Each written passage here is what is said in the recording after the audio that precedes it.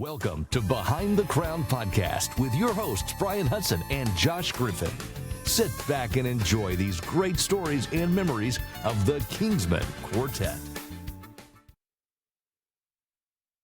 Welcome to this great episode of Behind the Crown Podcast with your hosts, Josh Griffin and Brian Hudson. Brian, how you doing today, sir? Josh, I'm doing great. How about yourself? I'm doing good. Ohio weather treating you all right? Not too bad. Not too bad. Got out today a little bit and raked a little bit of leaves and cut the grass a little bit. You know, it's cold weather's right around the corner, Josh. It gets, right. You know, you probably have not experienced a lot of cold weather in your life living in South Georgia. No, sir, I haven't. It gets bone chilling cold in the north, you know, and Ohio, but we are glad for everybody to join us on the podcast. This is Behind the Crown Podcast, like you said, and this is dedicated to the message, the men, and the music of the mighty Kingsmen Quartet. And we are excited about everybody joining us tonight. But Josh, before we get into our legendary Kingsmen alumni tonight, what is the piece of useless information that we need to share with the world? Well, this is a very interesting fact, and it'll be someone that Nick Bruno, he'll talk about it, had direct contact with, plus you're a huge fan of him as well, but Elvis Presley was considered for the lead role in Willy Wonka and the Chocolate Factory in 1971. Really? Yeah. I thought that was too neat. I had to share Josh, that. Hold on, Josh. I'm a huge I'm a huge Elvis fan. Yeah. Where did you read that? I did some looking and found that online. So hopefully that's true, y'all. Hopefully, but yeah. Well, that's a little suspect to me. That's a little suspect to me. That's right. I know he was considered. He really wanted to do The Star Is Born with Barbara Streisand, and Chris Christopherson eventually got that role. And rumor is he really wanted that role, but Colonel Tom Parker didn't let him do it, of course. Okay. But I don't know, Josh. That's a little suspect to me, you know. Yeah. But we got a gentleman on the podcast tonight that was right there with Elvis, you know, for many years, and we're probably going to talk about that for sure tonight. But Josh, who is our special guest tonight on the podcast? The 2025 SGMA Hall of Fame inductee, the legendary Nick Bruno. Yes. Nick, how are you doing, man? Hey, guys, I'm doing great. Well, happy to be here. Well, congratulations on your induction of the Hall of Fame, and very well deserved. And man, just it's an honor for you to join us on the podcast tonight. We have been doing this podcast for several weeks now, and we go back and talk to the guys that traveled with the Kingsmen, and we want to honor you tonight. And but before we get rolling with questions and stuff, you have a long history long before you came with the Kingsmen. You know, you had a long history of gospel music. So take us back a little bit, Nick, if you don't care, and kind of give us your story of where you really got started and how your love for music started. I'll be happy to do it. And let me tell you all in advance, I'm going through my fall allergy season. Okay. So I may have to take a drink from time to time. That's all right. That's all right. That's fine. Yeah. So we go way back. My career started 1962. I was in Bible college, and I had a good friend that I met there. His name was Eddie Spuler. And the Bible college was about an hour from Philadelphia. Okay. And Eddie lived in Philadelphia. So one weekend he says, "Hey, Nick, how about if we go to my house and we have some good cooking and we'll spend the weekend?" I said, "Sure, Eddie, let's go." Yeah. So we took off to his house. Saturday night, we were trying to figure out what to do. So he said, "Why don't we go to a quartet concert?" They're having a quartet concert downtown Philadelphia at Town Hall. So I was raised in New York City. Okay. Okay. I'm thinking the Ink Spots, Frankie Valli and the Four Seasons. Oh yeah. When we got there, it was the Eastman Quartet, the Couriers.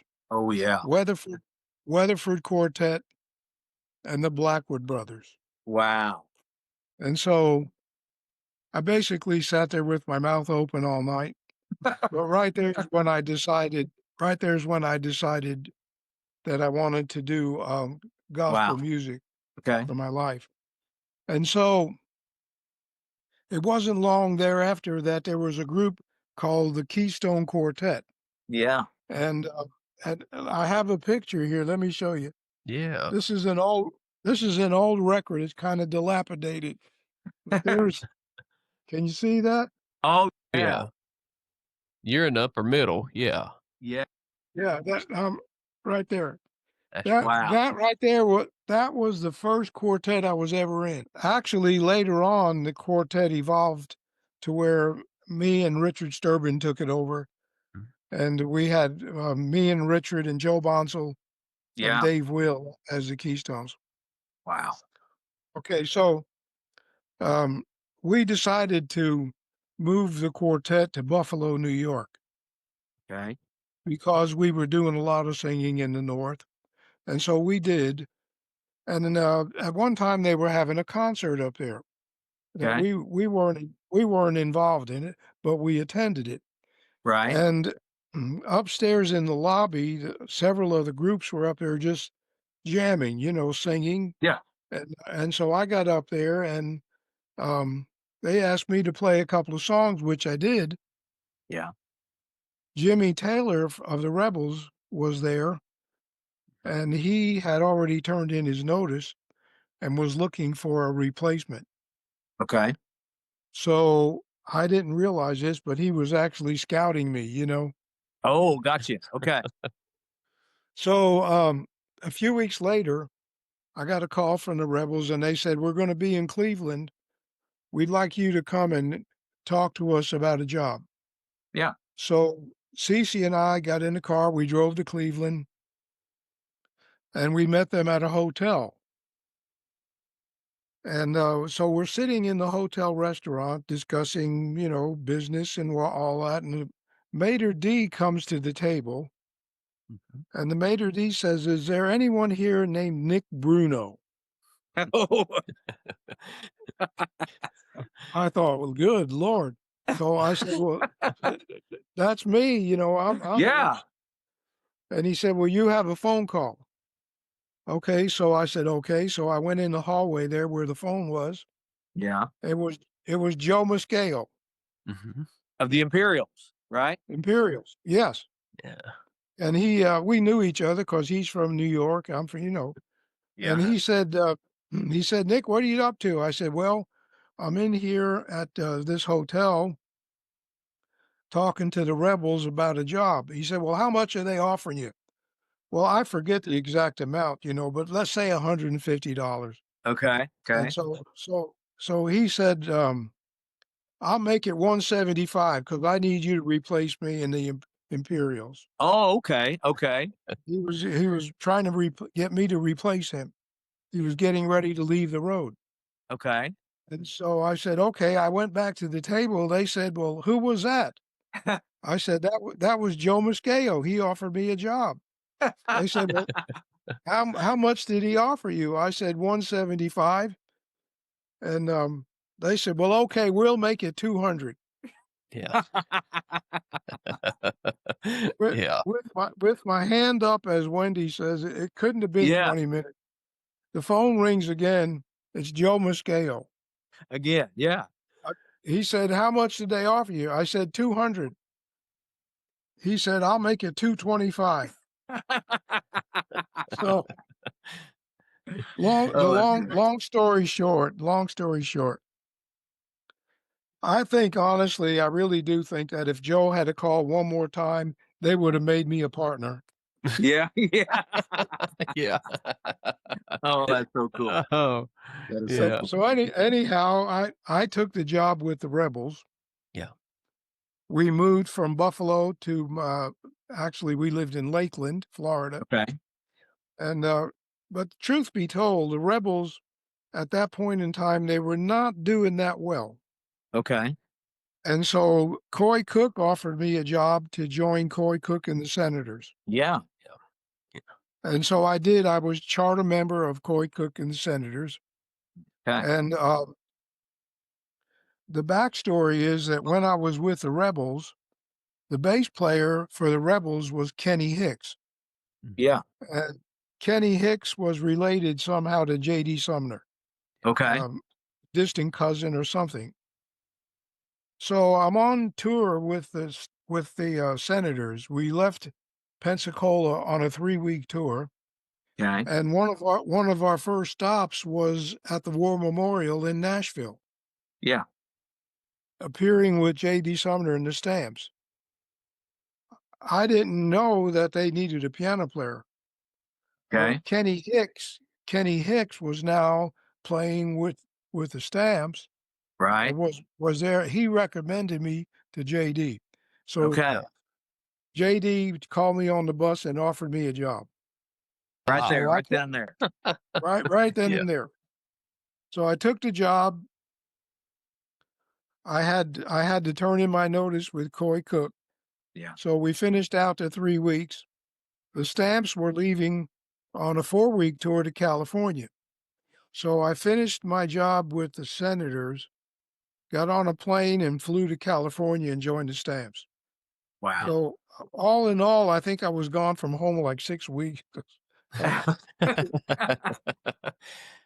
surprised Cece stuck with me, you know. Oh man, that's good. I wasn't with the Stamps, but just a few weeks. And we found out that we were going to sign on with Elvis Presley Yeah. to be his backup group. And so that's that. Here, I got this here. Yeah. Yeah. That's a great picture right there. You got a full-time beard on there too, Nick. That's me right there. Yeah. Oh yeah. Yeah. And so I was with the Stamps. We were with Elvis for quite a few years, but Yeah. one night, to be honest, my job really was Stamps arranger Okay. and producer. You know, that's what I was there for. Yeah. I never played with Elvis on stage. Okay. My job was to play for Elvis, to sing gospel music in the suite or at the mansion or Right. whatever. Yeah. So one night, and of course the suite was always jam-packed with superstars, you know. So one night Elvis calls me to the piano. Okay. And he said, I want J.D. Sumner to sing Walk That Lonesome Road. Mm-hmm. Okay. Because these people have never heard that kind of bass singing. Yeah. So I sat down at the little spinet piano and I played the intro. Elvis is right here by the piano and JD's right next to him. Okay. A couple of the guys are standing there doing doo-wops, you know. Yeah. The people started leaning in on me, pressing me down, pressing me forward. Yeah. To hear, so they could Yeah. hear.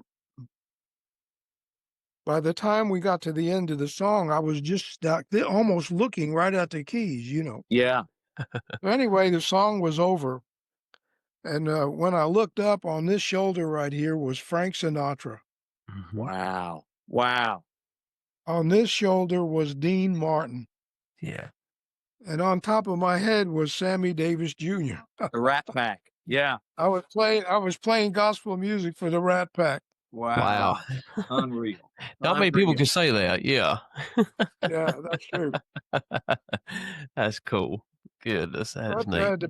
the backstory on that is right then in that instant, that moment, I kind of realized that that's not where I wanted to be forever. You know, Okay. I didn't feel like I was called to be in that circle. You know, Gotcha. I'm not trying to be super religious here, but Right. Yeah. Yeah. I was called to do gospel music, you know, and so anyway, that that fall at the Quartet convention, I turned in my notice to the Times, and I moved back to Pennsylvania. Don Baldwin of the Couriers offered me a job to manage his studio. Okay. So I went back there and did studio work. And one day, Don Baldwin came to me. He said, the Kingsmen are having a big homecoming in Asheville. Would you like to go? I said, sure. So we hopped in his car and drove to Asheville. It was a great concert. Yeah.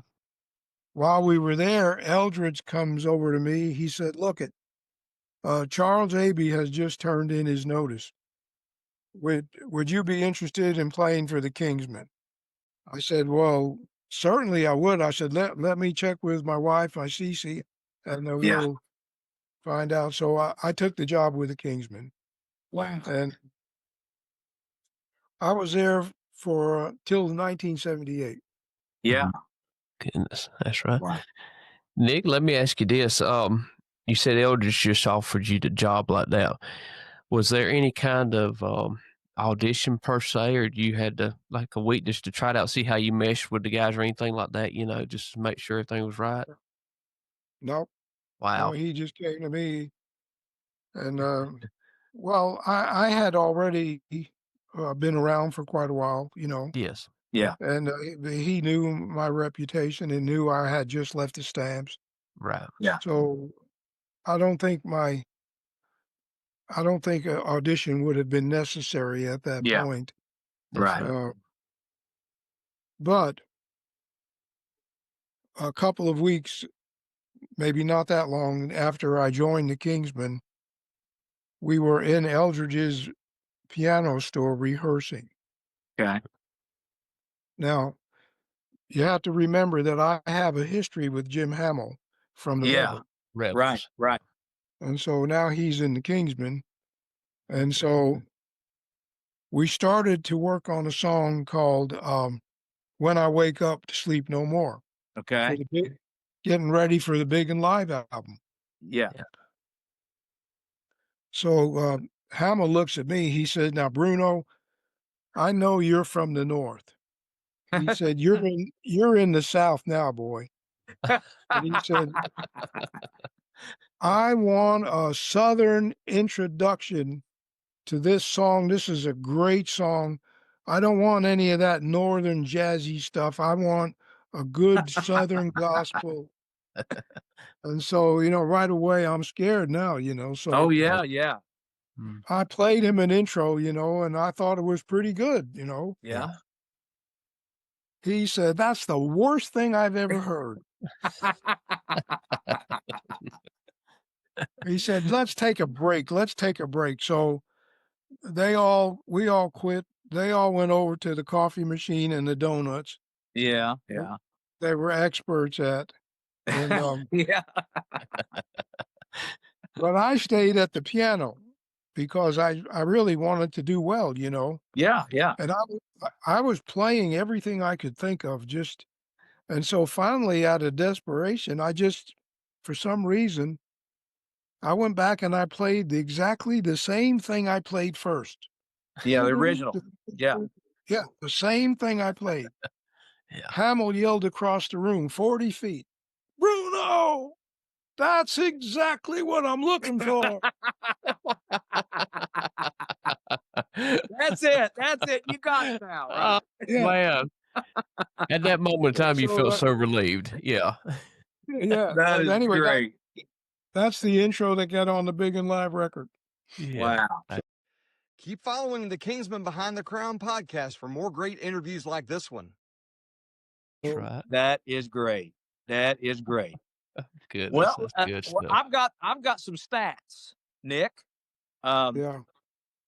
Let's see. You joined the Kingsmen in 1972. Is that correct? Okay. Yes. Now I have some names of albums here, and Mayday in 1972. Turn your radio on in 72. Time to Ring the Bell in 72. Johnny Perrick Out Front in 72. Hymn Time in the Country in 72. That's like 5 records right there. And then 73, High and Low, Johnny Perrick and Ray Reese. 73, Sing a Lot of Gospel. 73, also Reverend Everett Beverly and Anna Laura. And by the way, you got some crazy looking duds on in that album cover. I'll just say that. Y'all got some full-time clothes right there. But let's see. And then 73, I think it was the same album. They just renamed it just as the sun went down. I think that's right. Yeah. And then Big and Live in 73.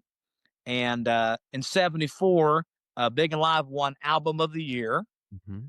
And in 74, you also recorded 1,686 pounds of gospel. 75, you did Old and the New, Jim Hamill and Squire Parsons. 75, 24 karat gospel. And then it made news in heaven in 76. Just in Time in 76.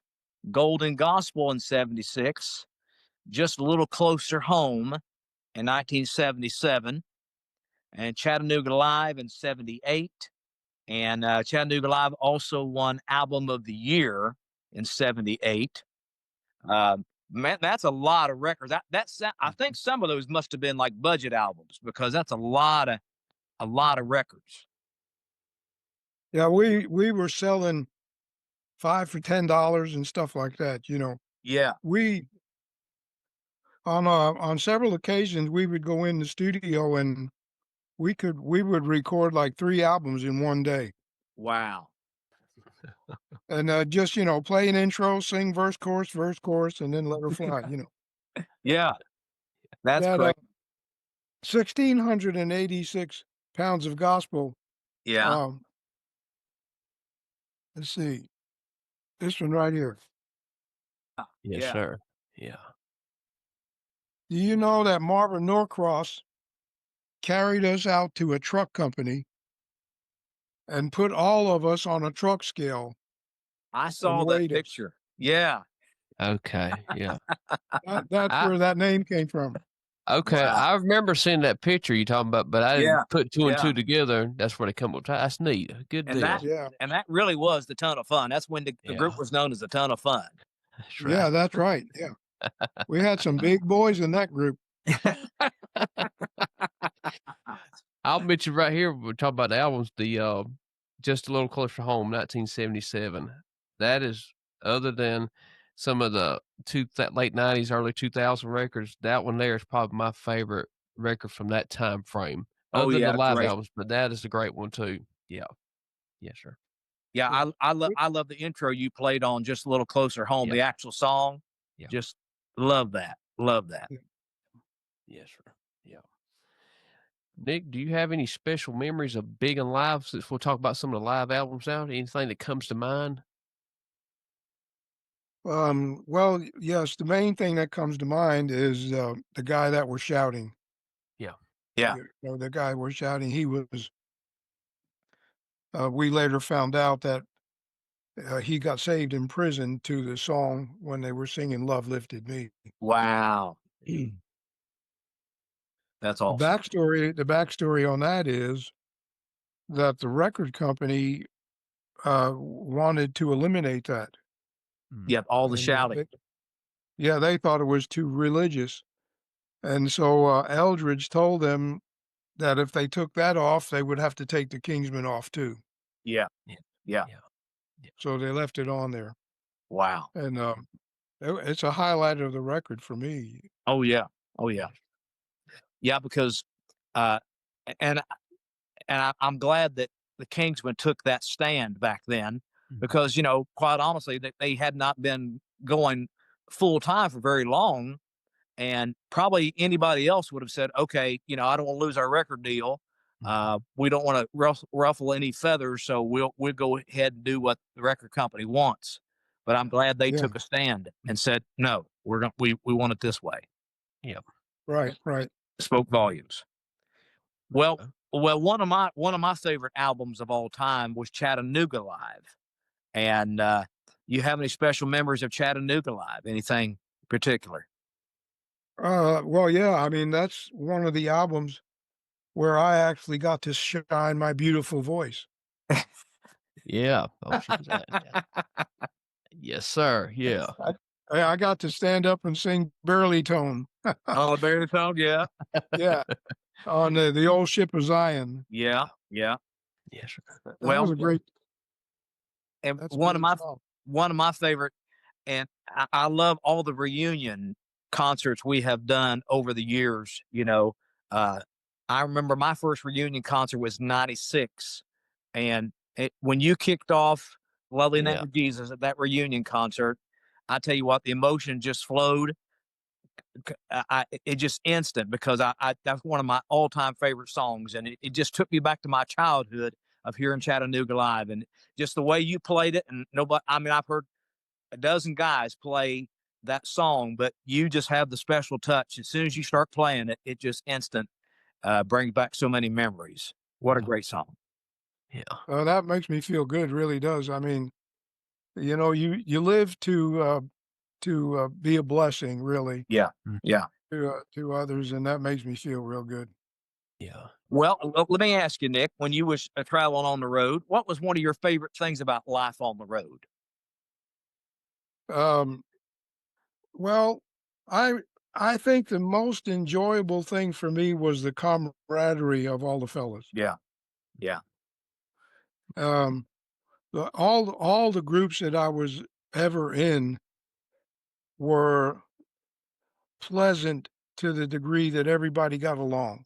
Yeah. Yeah. I was never in any group in my entire career where it was a pain to go down the bus, Yeah. Yeah. Right. Everybody always got along great, good men, good people, dedicated to gospel music. Yeah. And, it was just always fun, always fun. Yeah.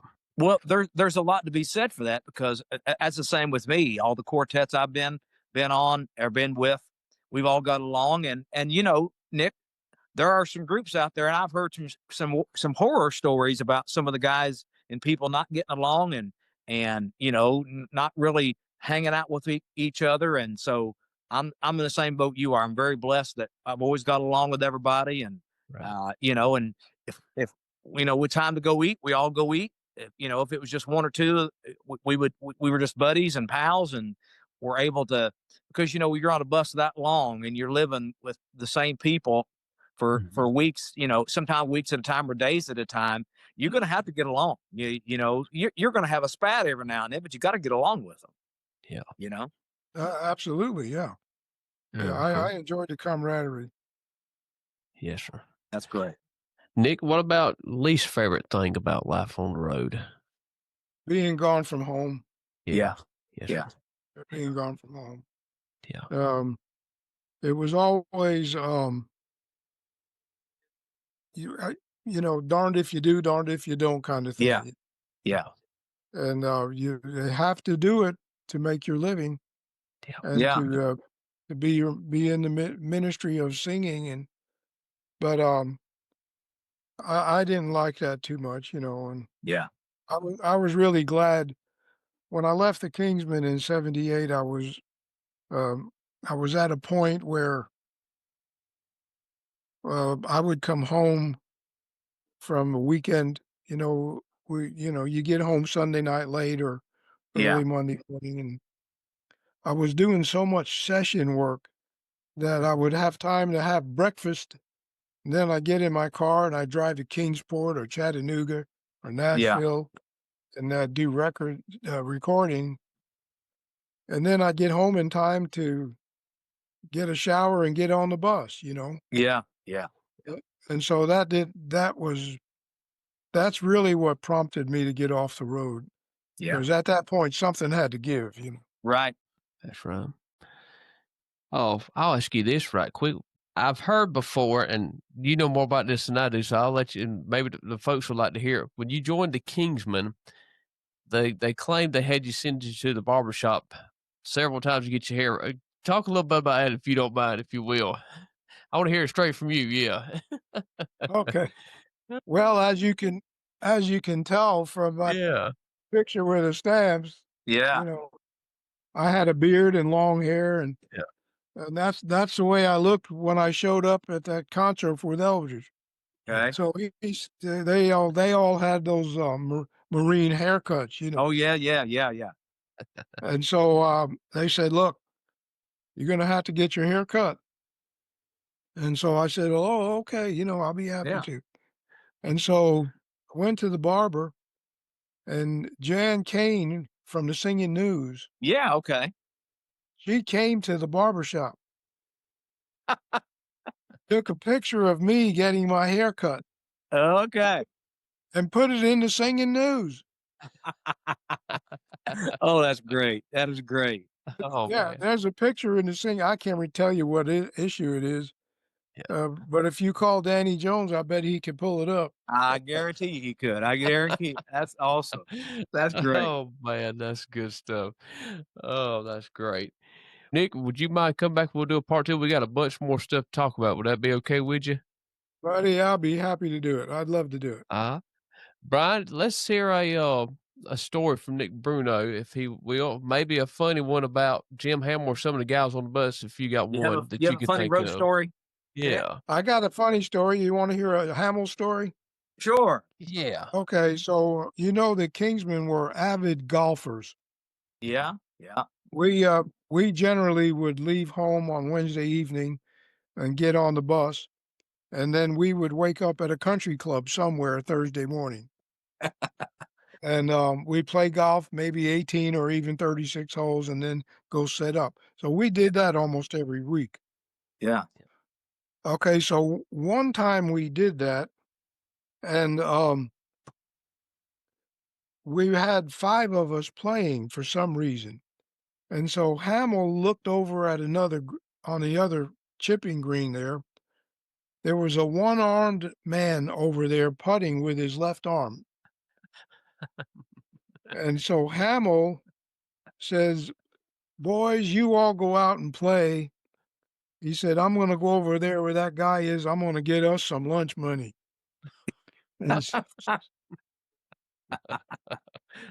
And so, he was just jostling, of course, but Yeah. so we went out and started, and we finished the first 9 holes, and we're in the clubhouse getting the soda, and Hamill comes staggering in there. We say, "Well, how are you doing, Jim? How you doing?" Yeah. He said, I'm 4 holes down."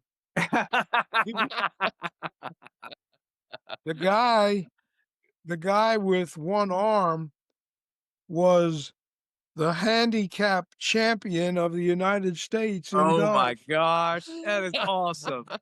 That can only happen to Jim Hamill. That can only happen to Jim Hamill. Cleaned his clock, man. Oh, that is great. That is great. Like Brian said, that's definitely behind the crown, because you probably would never hear Jim Hamill say that or admit that. You probably never would. Great. Y'all know him better than I did. You probably would never hear him say that or tell that story, probably. Great. That's a great story. Great story. Oh, that's great. Well, y'all, this has been a great episode with Nick Bruno. I tell you, Nick's going to come back, and we're going to do a part 2 for next week. And I tell you what, Brian, we got a lot more stories. I'm sure. Oh yeah, Nick can tell. We've not really even scratched the surface. We got a lot of questions to ask Nick, and I'm glad he's joined us. We definitely got to hear about the time that he was the producer on the Kingsmen recording that you was on. Yeah. It's in left my mind, but got the nickname, and we'll talk about that. Yeah, we're going to talk about that. Yeah. Yeah, definitely, for sure. Thank y'all, everybody, for listening in to this episode of Behind the Crown Podcast, Part 1 with Nick Bruno. Be sure to join next week as we join Part 2. And I tell you what, learn a bunch more stuff about Nick Bruno and his Kingsman tenure. You can find Behind the Crown Podcast on Apple Podcasts, Spotify, Amazon Music, iHeartRadio, and all major podcast streaming platforms.